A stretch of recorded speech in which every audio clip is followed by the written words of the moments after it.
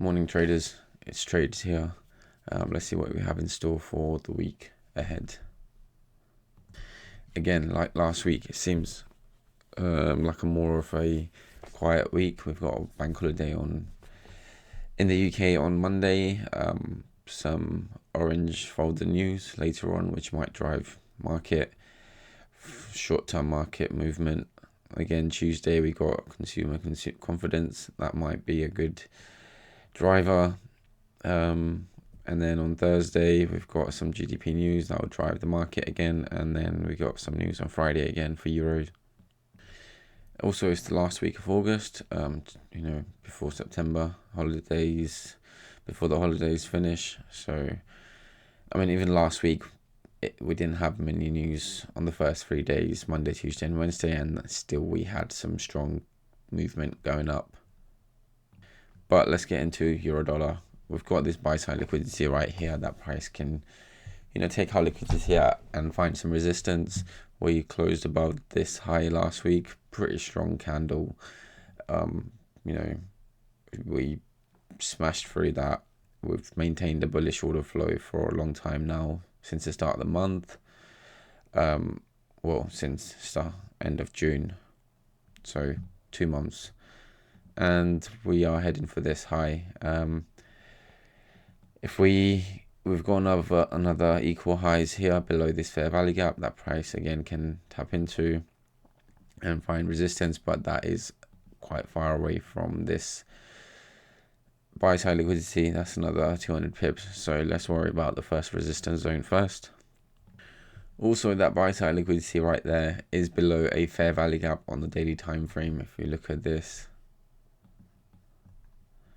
fair value gap, that was the last imbalance above this high.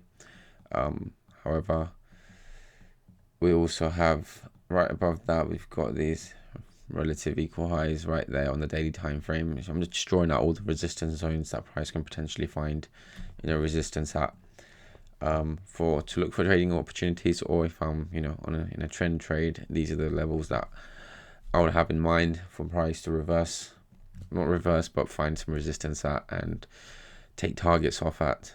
Daily time frame, very strong bullish order flow, as we can see from all the way down here.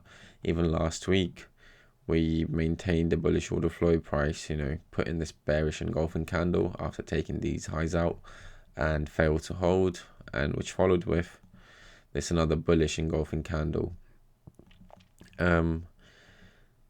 So therefore this week I expect price to be bullish, so I will be looking for trades. If I get a trade on a Monday, I will have targets 1 somewhere, and then targets 2 will be taken off at break even or these highs, or somewhere along these highs, and then on Tuesday or Wednesday I might get better opportunities to go long. But yeah, if this today closes as an inside bar or just a very bearish candle, I will look to trade below those lows tomorrow, and then aim for, first of all, these highs, and then continue, maybe trail stops. We'll see.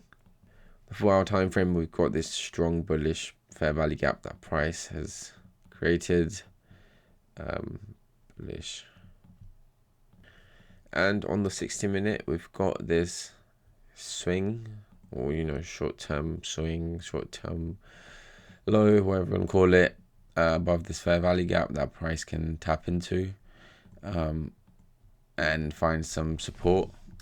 So I will be looking for that level to be tapped into. Even better if it drives down, taps into that 50%, and then finds some support. The euro dollar, that's what I'm looking at right now going into the week. Honestly, I have to wait until tomorrow for more price action to decide what kind of opportunity will present itself. For pound dollar, I've jumped up to the monthly time frame, just because I think we've got this fair value gap that prices come into last week at the 50% and respected so far.